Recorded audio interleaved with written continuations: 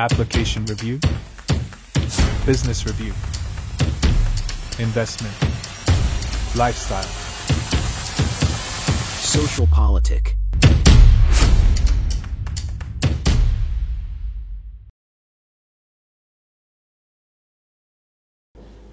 Halo Bapak Ibu, saudara-saudari sekalian, lovers and haters. Salam cerdas Indonesiaku. Jumpa lagi kita pada kesempatan kali ini.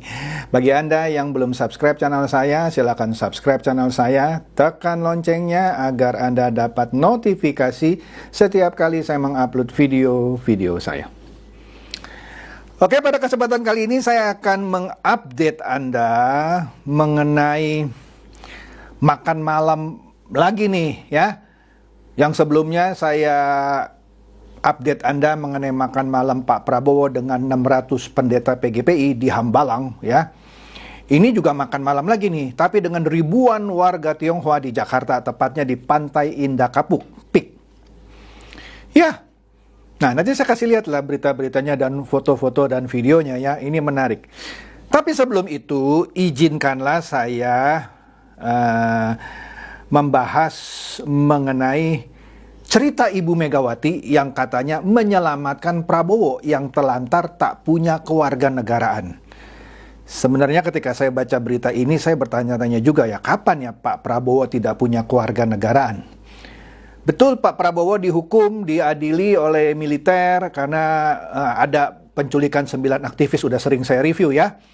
Tapi separuh lebih itu malah jadi anggota Gerindra. Selebihnya kembali ke rumahnya masing-masing. Betul, ada 13 lagi yang diculik, tapi bukan Prabowo itu. Misalnya siapa? Wiji Tukul, Didi Hamdun, suaminya Ibu Eva Arnas. Saya nggak mau masuk lebih dalam situ ya. Ya, betul, dia sudah menerima hukumannya, diberhentikan, nah gitu-gitulah. Ya, terus dia mengungsi ke Jordania supaya nggak kesel kali ya, gitu ya. Tapi dia bukan dalang kerusuhan Mei 98. Dia bukan dalang pemerkosaan para wanita Tionghoa. Itu juga udah sering saya bahas. Ada tulisan seorang yang ngakunya pendeta gitu ya, inisialnya A. Saya nggak lihat sih tulisannya di Facebook, tapi katanya itu ada di Facebooknya, tapi sudah dihapus. Tetapi tulisannya itu sudah dikopas dan beredar di beberapa media sosial, di Telegram lah, di WhatsApp, dan lain-lain. Intinya sih, orang yang ngaku pendeta ini bilang, Pak Prabowo itu dalang kerusuhan Mei, pemerkosaan wanita-wanita Tionghoa. Malah ada seorang saksi, namanya siapa gitu ya, yang mau bersaksi di PBB, aduh mengerikan gitu ya. Sebelum dia pergi bersaksi, tewas terbunuh karena mohon maaf vaginanya ditusuk oleh benda keras. Waduh, ngomongannya seperti benar gitu ya. Dan itu yang dipakai oleh sebagai senjata oleh orang-orang terutama keturunan Tionghoa yang percaya sama tulisan murahan ini. Maka itu saya tantang pendeta inisial A ini menulis sekali lagi di Facebooknya untuk saya screen capture. Karena waktu itu saya nggak sempat screen capture. Kalau dia berani menuliskan pendapatnya itu, sekali lagi, saya akan screen capture dan saya akan laporkan. Kalau dia tidak bisa menunjukkan bukti-buktinya.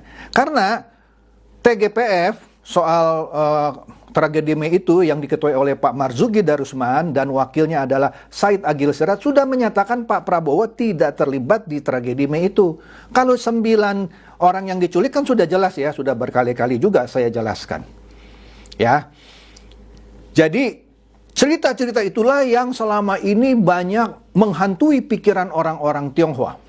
Termasuk saya. 15 tahun yang lalu saya orang yang paling benci sama Pak Prabowo. Tapi begitu saya mengerti kebenaran itu, saya bilang kasihan banget ini Pak Prabowo. Oke, kita lihat nih ya. Berita di Kompas ini, berita tahun 2019. 2019, ya. Di sini Megawati cerita selamatkan Prabowo yang telantar tak punya kewarganegaraan. Sekali lagi, ya saya nggak tahu ya, kayaknya Pak Prabowo belum pernah kehilangan kewarganegaraan. Atau mungkin dia jadi warga negara Jordania, ada cerita begitu, saya nggak ngerti lah ya. Nah, jadi di sini dikatakan Ibu Megawati menceritakan persahabatannya dengan Menteri Pertahanan Prabowo Subianto. Nah, ini kan di 2019 ya ketika Pak Prabowo jadi Menhan. Ya. Jadi dia ini katanya Ibu Mega ini meskipun berbeda kubu politik, iyalah Ibu Mega ketum PDIP, Pak Prabowo Subianto ketum Gerindra, dan sekarang kan berkompetisi gitu ya. Nah, jadi dia bilang karena kata waktu itu dia sempat dia nggak sebutkan waktu pastinya, tapi dia menjelaskan masalah apa yang membuat Pak Prabowo itu seperti tidak berkewarganegaraan gitu. Sekali lagi rasanya Pak Prabowo belum pernah melepaskan kewarganegaranya. Tapi oke deh. Ya. Katanya waktu itu Ibu Mega marah kepada Menteri Luar Negeri dan Panglima TNI. Siapa? Dia nggak disebut di sini ya namanya siapa. Karena Prabowo dibiarkan tidak bernegara katanya gitu ya. Jadi saya ambil beliau, kata. Jadi Ibu Mega yang ngambil Pak Prabowo kembali ke Indonesia. Nah, siapa itu yang buang Pak Prabowo sedemikian rupa sehingga stateless, tidak punya negara gitu ya. Saya marah sama Menlu, saya marah juga sama Panglima ya. Apapun juga beliau adalah manusia Indonesia. Pulang, beri dia tanggung jawab, begitu kata Ibu Mega. Maka saya simpulkan sampai sekarang Pak Prabowo tidak pernah menyerang Ibu Mega. Kita anggap oke lah Ibu Mega ini benar ceritanya gitu ya. Poin saya adalah, sekali lagi ya, saya anggap ini cerita benar deh. Anda harus marah sama Ibu Mega. Kalau benar yang namanya Pak Prabowo itu dalam penculikan yang 13 lagi ya, yang 9 sudah pernah saya cerita gitu ya. Wah, harus tanggung jawab terhadap hilangnya Wiji Tukul. Lah, lu kemana aja itu yang penembakan misterius juga yang namanya itu juga pelanggaran HAM. Pembunuhan Munir juga pelanggaran HAM. Tapi pembunuhan Munir jangan juga ditimpakan ke Prabowo juga. Dungu amat sih kalian gitu ya. Aduh, bener-bener deh gitu. Semua pokoknya kalau kejahatan HAM Prabowo, kejahatan HAM Prabowo. Bener-bener dungu nih. Aduh, gimana sih lu? Nah, lanjut. Iya kan? Ibu Mega sendiri yang membela Pak Prabowo. Membawa pulang Pak Prabowo dari Jordania ke Indonesia. Loh, sekarang kalau benar Pak Prabowo itu pelanggar HAM paling berat, padahal kan sudah saya katakan ya, TGPF sudah menyatakan dia tidak terlibat. Nah, sekarang orang-orang di PDIP sendiri, Ibu Mega sendiri menyelamatkan kan di ceritanya gitu ya. Kenapa sekarang harus nyerang lagi Pak Prabowo sebagai pelanggar HAM? Padahal Ibu Mega kan pernah duet sama Pak Prabowo jadi cawapresnya. Udah deh, belajar sejarah, jangan lupakan sejarah, oke? Itu ya intronya, kepanjangan, mohon maaf. Kemudian kalau kita lihat ya, ternyata makin kesini etnis Tionghoa sudah sadar bahwa itu adalah cerita-cerita yang memang dipakai oleh orang-orang yang dungu gitu, yang selalu manas-manasin orang Tionghoa itu. Pak Prabowo itu yang dulu bunuh-bunuhin itu orang-orang di Mei gitu ya, yang dalangnya pemerkosaan wanita Tionghoa. Nah kebetulan saya orang Tionghoa juga. Dulu saya sempat percaya, tapi enggak lah.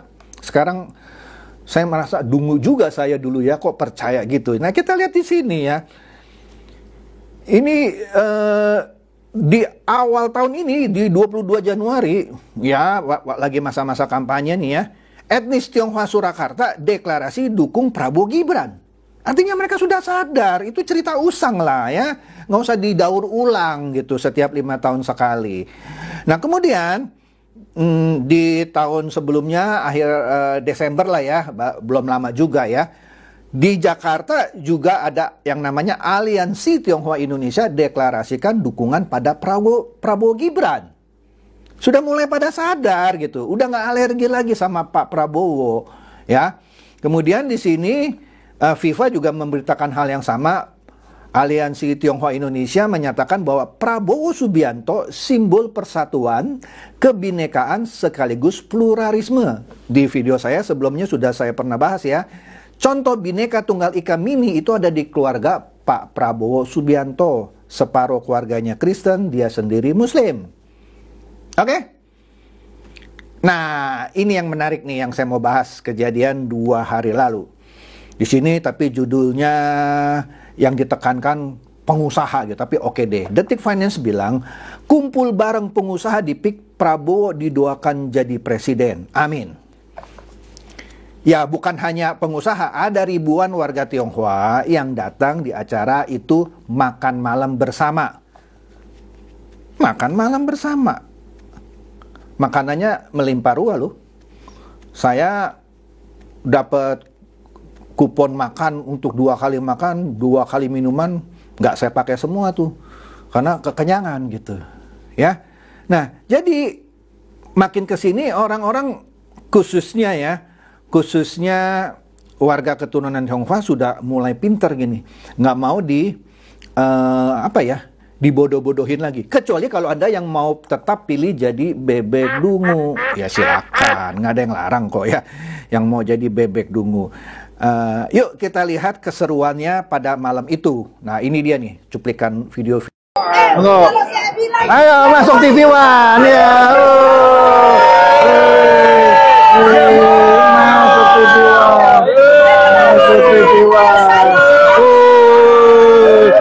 Masuk TV One.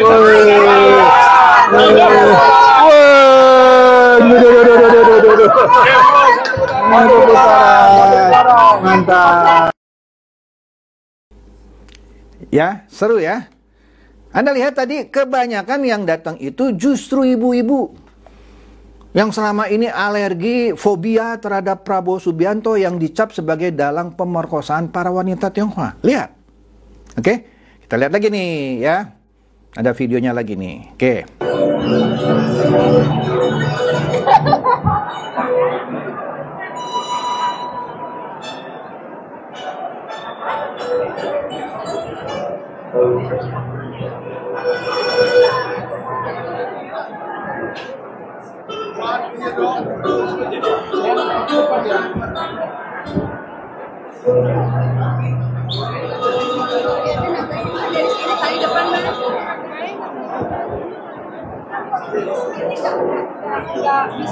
Mana duanya yang heboh?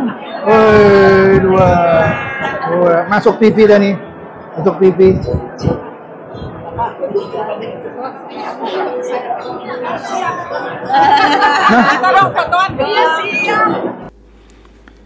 Ya Anda lihat ya, tidak ada lagi rasa takut dari wanita-wanita Tionghoa ini menghadiri acara ini. Mereka juga tidak takut kalau Pak Prabowo yang jadi presiden. Ya, malah mereka sekarang mendukung Pak Prabowo. Nah, kita lihat lagi nih beberapa foto-foto ya yang menggambarkan keseruan pertemuan itu. Nah, ini di tengah-tengahnya tuh kayaknya ada seseorang YouTuber tuh yang mungkin Anda kenal itu ya, bersama ibu-ibu wanita Tionghoa ya yang mendukung Prabowo pada acara makan malam bersama itu.